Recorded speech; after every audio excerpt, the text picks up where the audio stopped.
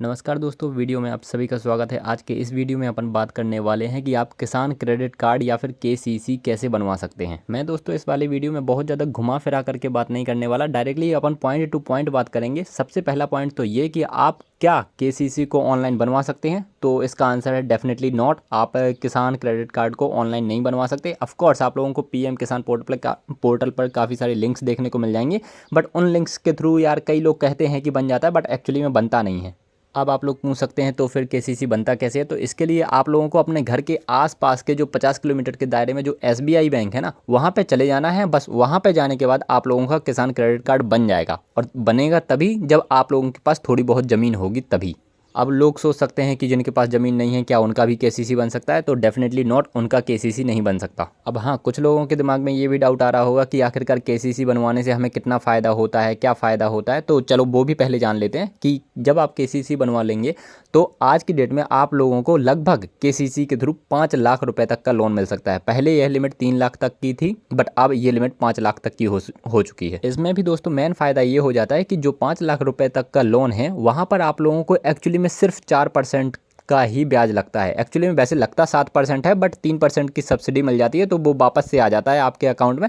तो मेनली आप लोगों को सिर्फ 4% का ही ब्याज लगता है। मान के चलो कि आप लोगों को 5 लाख रुपए लोन मिला हुआ है, ठीक है, एसबीआई बैंक से, तो आप लोगों को एक्चुअली में साल भर में सिर्फ और सिर्फ 20,000 रुपये ही जमा करने हैं।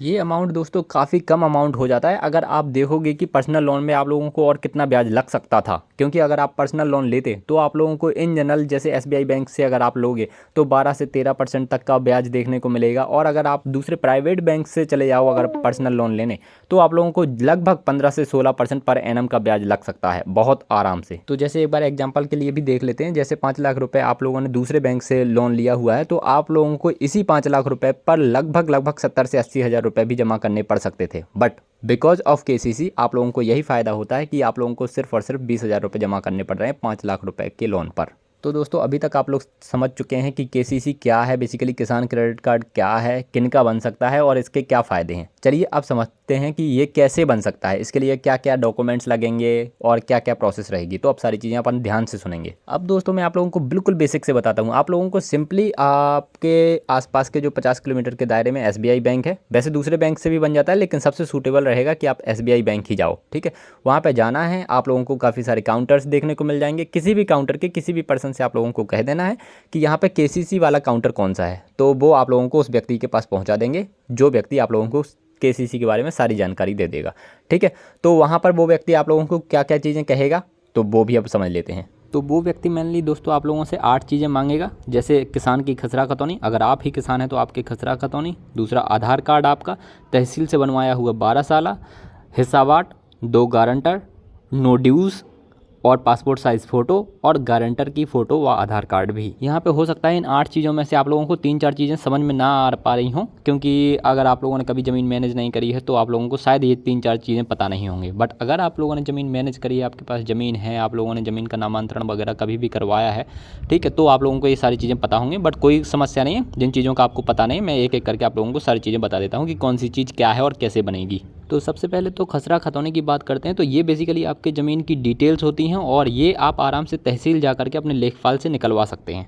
इसके बाद बात करते हैं 12 साल की। तो 12 साल भी एक इम्पॉर्टेंट दस्तावेज है जिसको भी आप तहसील से ही बनवा सकते हैं, और ये मतलब 12 साल के थ्रू ये क्लियर हो जाता है कि आपने उस ज़मीन पर जिसके लिए आप केसीसी बनवा रहे हैं उस पर ऑलरेडी आपने कर्ज नहीं ले रखा है। बात करते हैं अगर हिस्सा बाट की, तो हिस्सा बाट भी आप अपने तहसील में जा करके अपने वकील से बनवा सकते हैं, और हिस्सा बाट के थ्रू ये हो जाता है कि आपके नाम कितनी ज़मीन है, बस ये वाली चीज़ क्लियर हो जाती है। इसके बाद एक और चीज़ होती है, वो होती है नो ड्यूज़। तो नो ड्यूज़ का फॉर्म आप लोगों को बैंक की तरफ से ही मिलता है, और इसके बारे में सारी डिटेल्स आपको बैंक ही बताता है कि आप लोगों को कहाँ कहाँ पे साइन करने हैं, किस किस से साइन करवाने हैं और कहाँ कहाँ पर जा करके साइन करवाने हैं। तो ये सारी चीज़ें आप लोगों को बैंक ही बता देगा, तो इसकी चिंता करने की ज़रूरत आप लोगों को बिल्कुल भी नहीं है।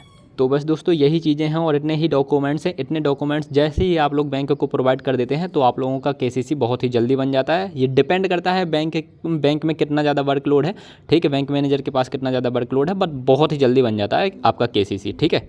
वैसे मैंने तो दोस्तों काफ़ी लोगों को देखा है, इन जनरल 3 से 4 दिनों में बनता है, बट कभी कभी 8-10 दिन भी लग जाते हैं। तो इसके बारे में आप चिंता मत कीजिए, बट आप मैक्सिमम से मैक्सिमम मान के चल लीजिए कि आप लोगों को 10 या 12 दिन लगेंगे, बस इससे ज़्यादा नहीं।